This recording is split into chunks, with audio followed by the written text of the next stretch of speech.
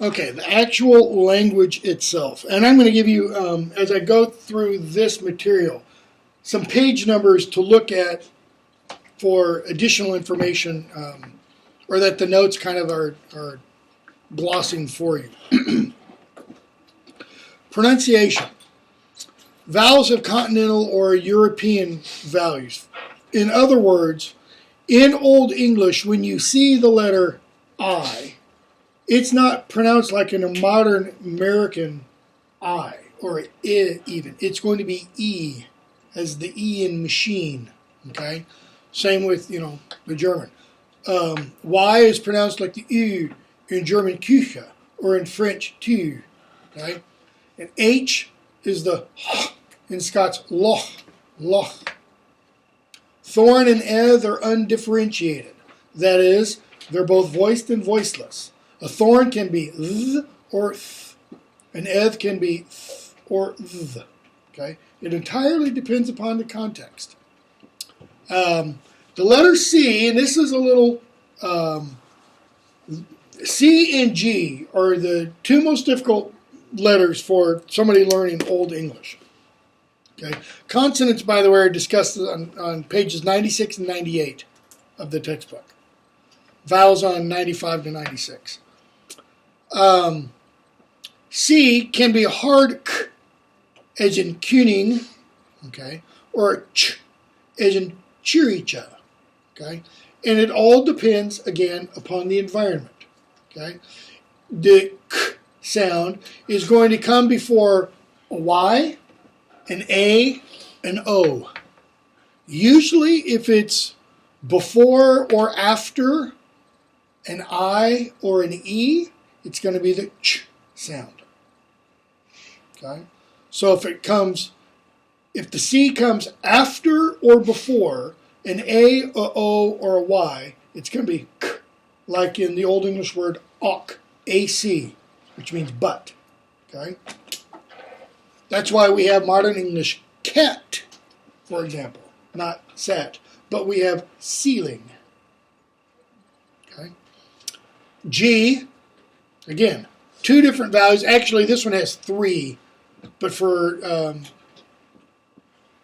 in English, we don't really have the third one very much. It's going to be the hard g, as in god, which is good, or the ya, as in yevu, gift, and yevan, to give. But notice our modern English word there, it has a hard g sound rather than yiv. Why? Because it comes from Norse. Our modern English word gift and give come from Norse derivation rather than Old English. Okay? Almost the same rule. If the G comes before or after an A or an O, okay, it's going to be the G sound. Okay? If it comes before and after, or after an I or an E, it's going to be the Y sound. And then the third one, this is a velar sound. It's a lagu, lagu, almost like you're clearing your throat. Okay? Drogan, fugla. Okay? Dialects. There are 4 Old English dialects. You're going to see when we get to Middle English, there's 5. Northumbrian, Mercian, Kentish, and West Saxon. And you have them here. Northumbria is here. Yeah, I placed Hadrian's Wall. Did I have that wrong before? Yeah, I did. I was putting up here at the Antonine Wall, which is near Edinburgh. It's down here. This is the Firth of Forth over here. So Hadrian's Wall is here. This is Northumbrian. Okay. Notice all the way up to what is today Edinburgh, Scotland. Okay. And then Mercian, Kentish, very small. Okay. And then West Saxon. Pretty much Thames over to Bristol and then that whole southern area. Now, West Saxon becomes the dominant dialect. Why? Because it's the royal dialect. the dialect of Alfred. It becomes the dialect of literature. All the literature that we read and study today in Anglo-Saxon, almost all of it, is written in what's called the Late West Saxon dialect, okay, which is somewhat artificial. It's intentionally archaic. It's kind of like King James English in terms of the King James Version of the Bible. Okay? When King James commissioned those scholars to produce the King James Bible, people didn't actually speak like that anymore. They didn't say, my cup runneth over. They said, my cup runs over. Okay? So they are intentionally hearkening back to a slightly older form of the language to make it more dignified and less colloquial. Okay? So you have 4 major dialects: Northumbrian, Mercian, Kentish, and West Saxon. Okay? Nouns. Now I've given you paradigms here. You don't have to memorize or learn these actual paradigms. If this were a course just in Old English, yeah, you betcha. You'd have to know that stuff because you wouldn't be able to read the language unless you did. Okay? This is what my graduate students are still having some problems with. So, nouns show up, pages 100 and 101 in Piles and Algeo. You've got gender, first of all, to deal with. Okay? It's grammatical gender. It means it has nothing to do with sex. Okay? Grammatical gender, all that means is there are 3 different ways of categorizing nouns. Okay? And gender, the idea of gender was used. Why?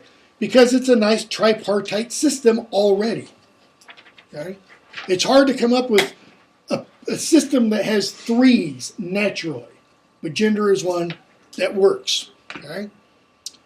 You have 2 declensions, weak and strong. The terminology weak and strong comes from Jacob Grimm. Okay, the declensions are in pages 103 and following.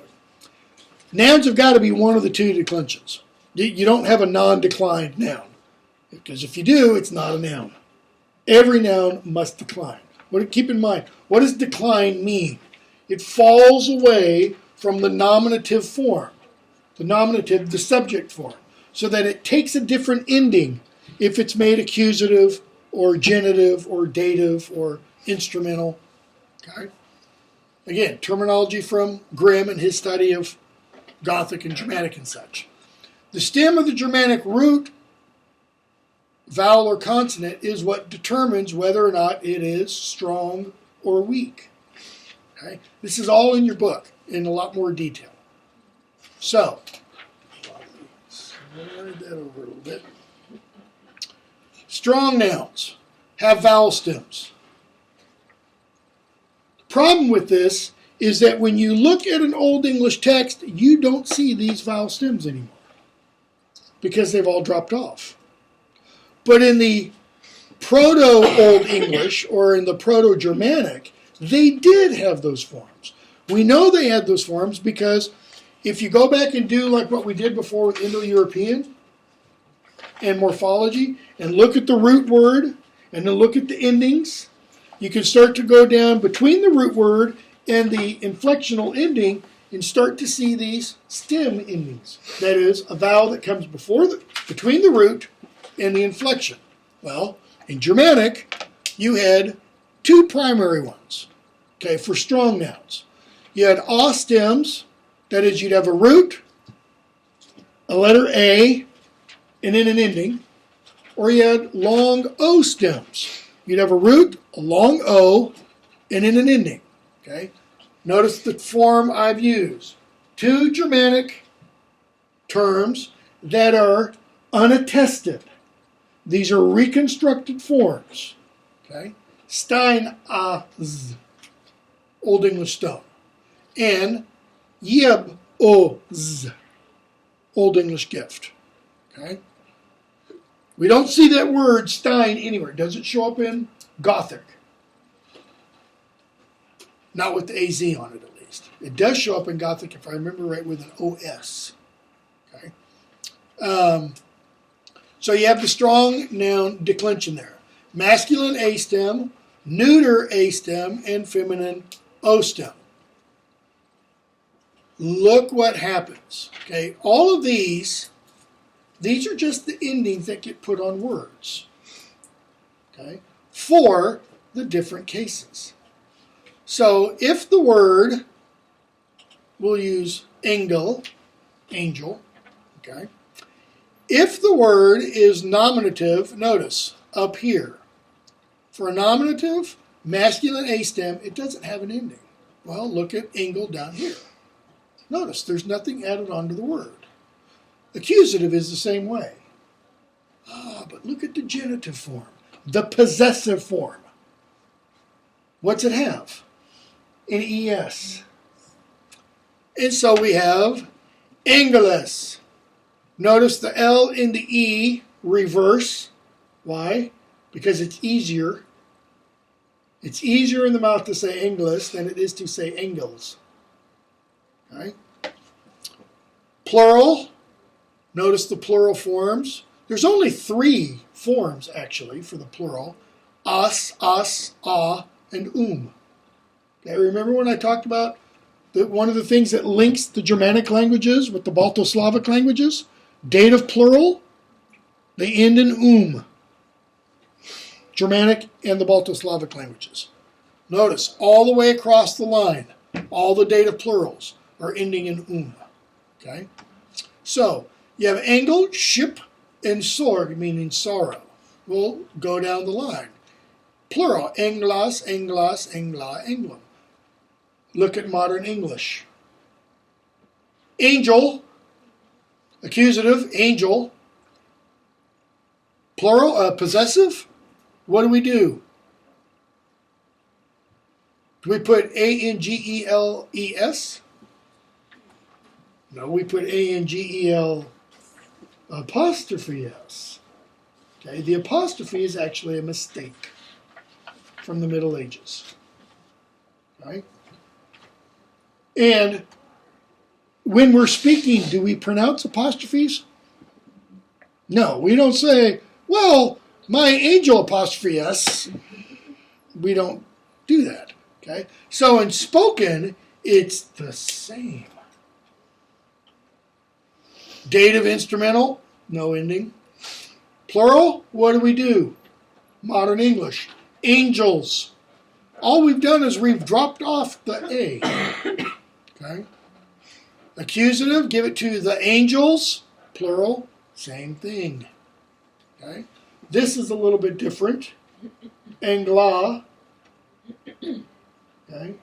We would have still a possessive S on there in modern English. So that A stem, that's pretty significant. It's pretty close to modern English. Notice the neuter stem, that's quite a bit different though. You have these oo endings. And same with the feminine O stem. Okay? That's strong nouns.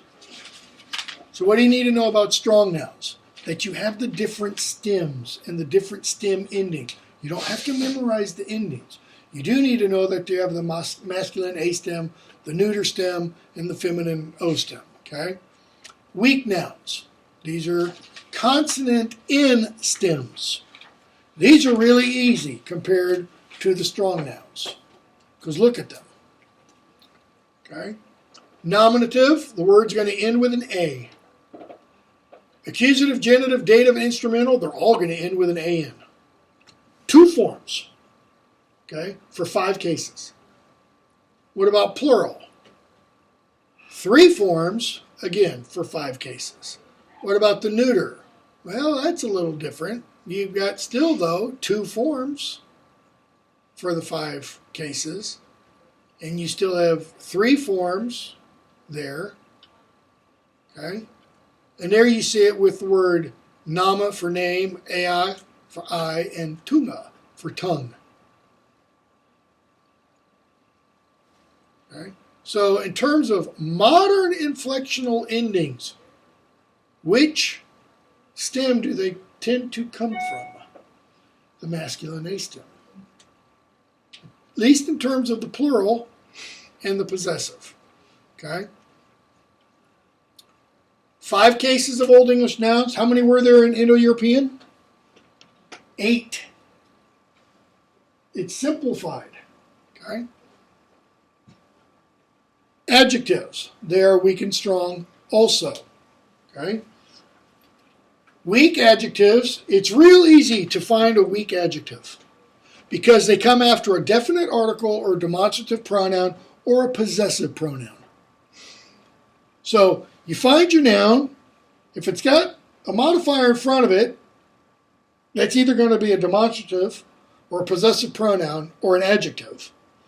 If it's not one of the possessive pronouns, okay, and it's an adjective, then you see if there's anything right in front of it that's not a verb, for example.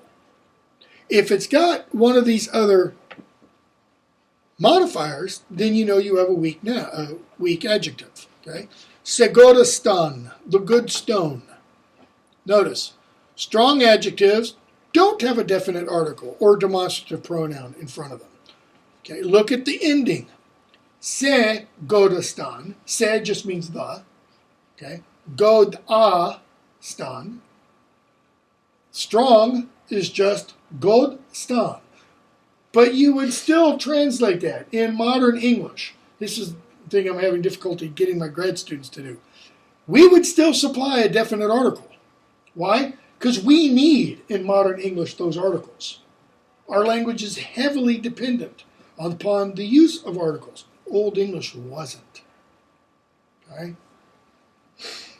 Adjectives have got to be able to be both weak and strong. Okay?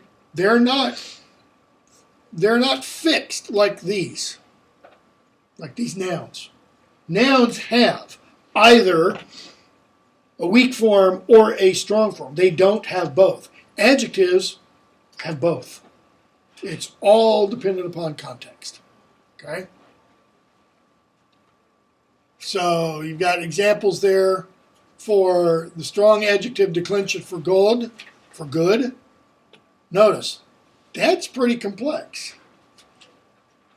There's a lot of endings on there to get familiar with. I have no idea why God suddenly became capitalized. Okay? And then you have the weak form.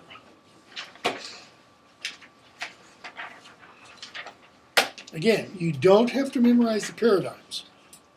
You do need to remember there are both weak and strong forms and how to determine which one is weak and which one is strong. Okay? Verbs.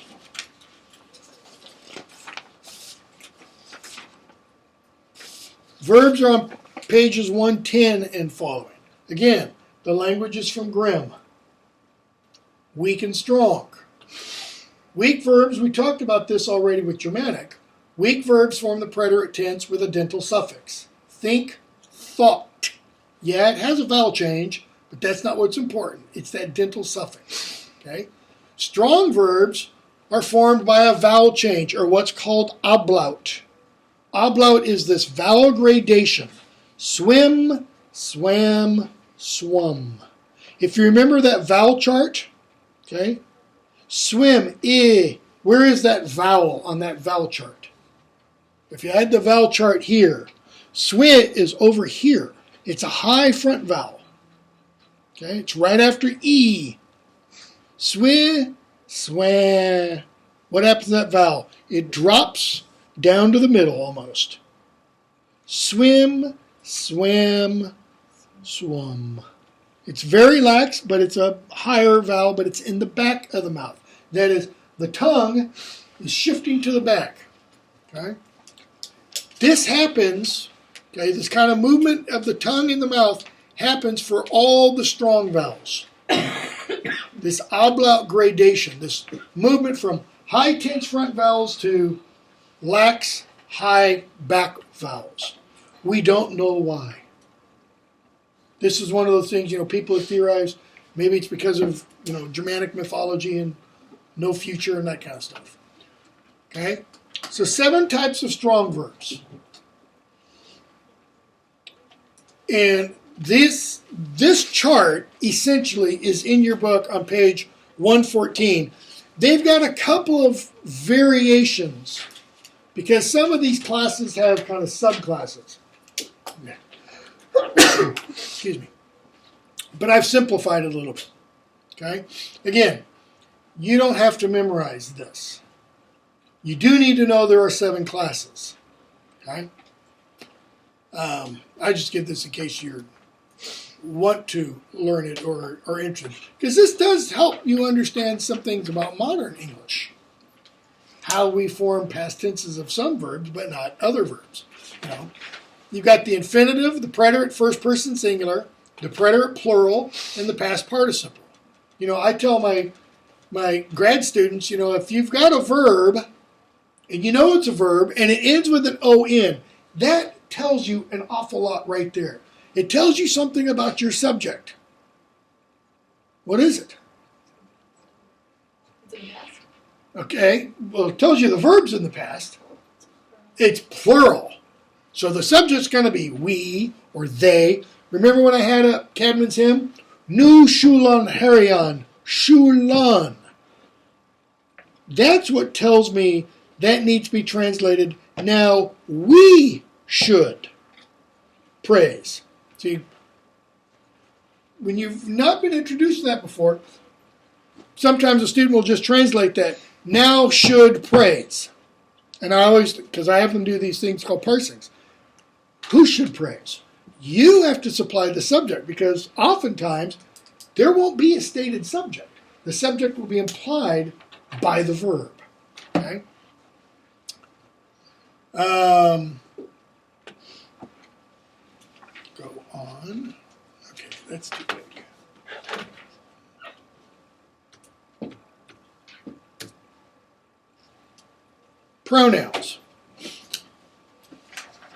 Pronouns are around page 106. And I know this isn't quite the same order as the textbook. Pronouns are a lot more complex. For example, this is something I always give my grad students. This is from Peter Baker's Old English Aerobics site at the University of Virginia. I don't remember if that can go any larger or not.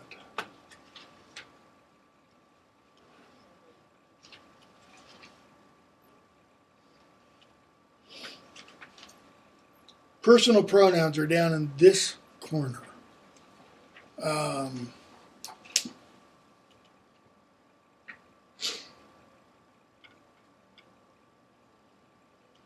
Singular nominative, ich, I. Okay. Accusative, may, mach. Genitive, mean, modern English, mine. Dative, may.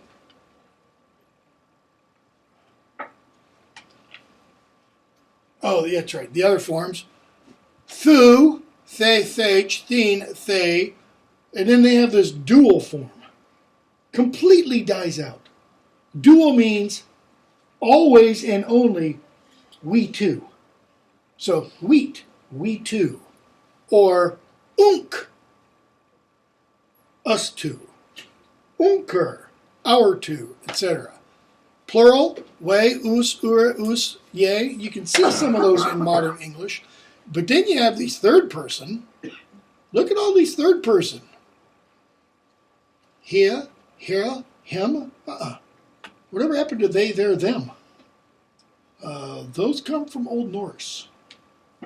Okay. So, back over here. You can click on it. You can print that out if you want. The pronouns are all in your book. Demonstrative pronouns. I require my grad students to memorize this first thing. And they have a quiz over it. They usually have it, take it twice. Because of how important this is. This one word. How it shows up in so many different ways with so many different meanings. The, that, those. It can also mean if it's se, the, he, who. So you begin entrance of beginning of relative clauses and things like that. Okay, couple of samples. Old English passages. You've got some at the end of your chapter.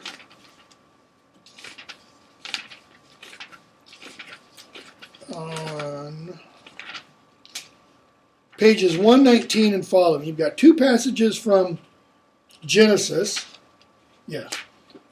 One, the creation story. Okay, and then God made man. And then Luke, this one. Yeah, this includes more. And then a passage from Beowulf. I don't remember what all I have here. Hey, quath. Sodliche. I'm going to read it from here. Sodliche, sum mon hafta twain suna. Thakwath se gingra to his father. Father, seleme mina dal minra achta, theme to yabirith. Thadal de him his acta. Hey, quath. What is that? What's that word quath? Modern English. Think Poe. Quoth the raven, nevermore. Okay? Quath. Sothliche. You're familiar with the word soth, but you're familiar with it with a double O and a TH. Sooth. Like a soothsayer, Julius Caesar. A true sayer. Sothliche. Truly. Sum man. Sum there means one. Man. Havda. Have. Had. Twain. As in Mark Twain. Twain suna. Two sons. Thakwath the Segingra to his father. Then said the younger to his father, Father, selame mina dal mina achta theme to yabirith. Father, sella. Old English doesn't mean to give in exchange for money. That's what the modern English word sell means. It means give. Give what? Give me mine del. When you deal something out, what are you doing? You're portioning it. Give me my dealing. Give me my portion of minra achta, of my possession, that is, of what's yours that you're going to give to me when you die, so that I can go away. Then daldehe him his acta. So then he dealt out his belongings. After filwim dagum, all his thing yagaderoda, segingra sunu, on the ferda raktliche, on fairland richa, on forspildeth there his acta. I'll stop at this line. Then, after a few days, notice how few modifies days and agrees with it. Okay? All his things he what? Yegaderoda. Take the ye off. He gaderoda. Gathered. Okay? He gathered all his stuff together and did what? The younger son. And fared, walked, traveled, rectliche, on a path of exile. On Fairlin Richa, into a far country, and for spilda. He spilled, he wasted there his possessions. Libenda on his galsan, living on his earnings. Not actually earnings, I can't remember what that phrase is. Okay? That's one example. And if you pull out a copy of the New Testament, and you can work your way through that pretty easily because of the similarities of so many of the words. Okay? Vocabulary. Not much more. Native Old English facility for word formation. First of all, the kinning. Anglo-Saxon poets loved using kinnings. A kinning is a metaphor, but it's a metaphor that describes something without being related to it at all. So, for example, you have in Old English the kenning, it's used in Beowulf a few times. Hildelecht. Hilda means battle. Lecht means light, battle light. They're not talking lightsabers. They're talking about what happens when swords hit each other and spark. Okay? You have Old English die red. Day red for dawn. You have the swan red. The swan road, or Hron rod, whale road. The road that the whale travels on, the road that the swan travels on, the ocean. Okay? That's a kenning. Dies out in the Middle English period. Okay? Old English prefixes and suffixes allow for all kinds of variety. Use of words like with and for. Okay? As we saw with that passage from Luke, forspilda. Okay? That for there is an intensifier. It doesn't mean he just kind of squandered it. It means he blew it all. Right? You've got some examples of compounding in the back, and there are some in your book in, I didn't write down a page number for this. There's a section titled Vocabulary.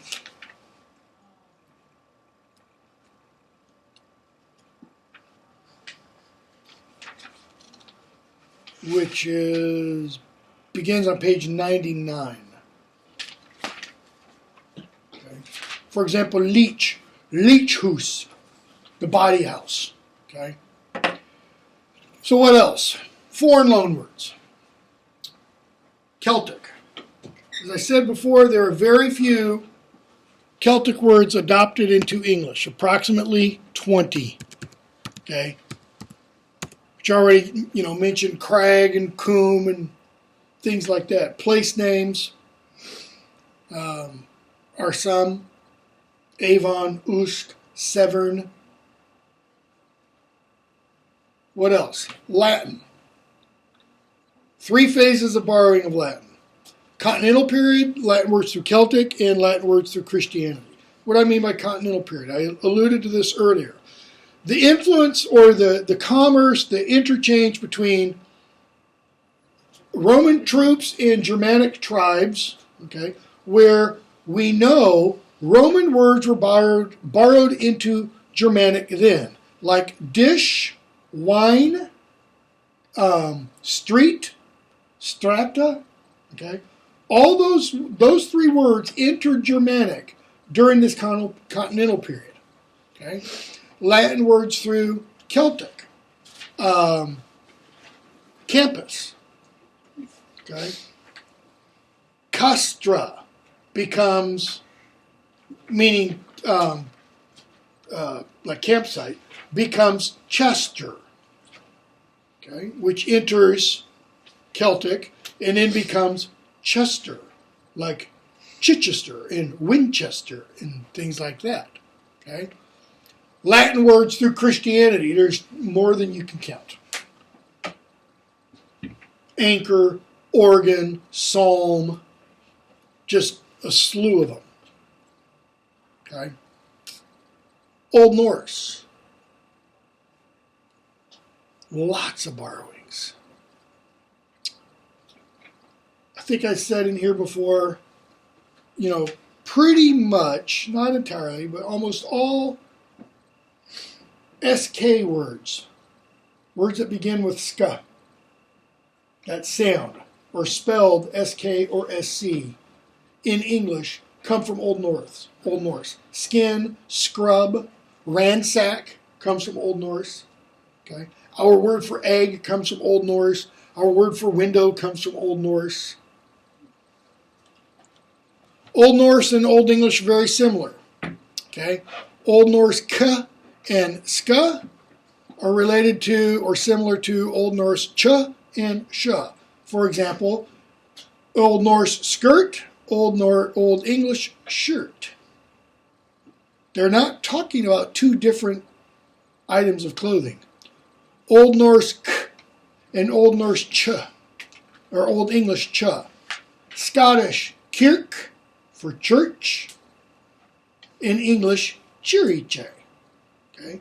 Old Norse or Scottish word mark is the same as the English word march. The Old Norse derived word dike and the Old English derived word ditch are the same thing. Okay? Most Old Norse borrowings were everyday words, like sky. I don't even know what the Old English word was for sky. Never actually even thought about that. Anglo-Norse place names, especially in the Danelaw. We talked about that. Words that end with B or Toft or Thorpe. Those are all Norse derived. Grammatical influence of Old Norse. The final S on third person singular form of the verb. He goes, she runs, he talks. The Old English form was eth. He runneth, she goeth, he talketh. Okay? The ing on present participles, that ultimately comes from Old Norse. The Old English had three different forms there. I-N-D-E, E-N-D-E, and A-N-D-E. So run in the. The TH forms of personal pronouns, they, their, them. Old English forms are he, her, him. So these kinds of changes, these are grammatical changes in the language. Latin never did that. Latin gave us a slew of words, okay? But it doesn't change the grammar. French doesn't change the grammar even after French dominates English for almost 300 years during the Middle Ages, during the Middle English period. Okay? Here's some words, examples of borrowings from Celtic, place names I've given you several there. Some Latin words, camp from campus, street from Latin strata, wine from vinum, dish from discus, cup from Latin cupa, Latin words via Celtic, Chester I already mentioned. Christianity, there's just a ton of them. Angel, altar, organ, psalm, school terms, grammar, master from magister, meter, school, everyday ordinary terms, circle, fever, giant, I don't know how ordinary giant is, legion, and interestingly, in Beowulf, you have the Old English form for the word giant, Eatish, or Eaton, and you have an Old French form. The poet uses both within about 5 lines of each other. And there's no real reason why. Okay? Norse words, cow, to daunt somebody, like kowtowing. Okay? Ransack, egg, scrape, get, scrub, skill, skin, sky, leg. Again, I don't know what the Old English word for leg is. Never even thought about that. Again, loan, place names, already talked about some of these. Lord's Prayer in Old English, I think we've done that before. Fader ure thutha art on heavenum, sithi nama je halgod, to bekometh en richa, je worthy din willa, on erden swaswa on heavenum, urna je rai hwamlikchen klaf, sile os to die, on verevels gilta, swaswa way vereveth giltendum, en ne je laat us on kostninga, akelize us of evila, sodliche. You may have just caught me doing something there. I talked about the G's earlier, before A and O and Y sometimes. How did I pronounce this G and this G? I said for youth in giltus. It should be the same. It should be either vergeef us unsere guiltas or forgive us unsere guiltas. You get a room of 100 different Anglo-Saxonists and you'll end up with 50 different pronunciations because they'll be consistent, but it'll be one of those two. Okay?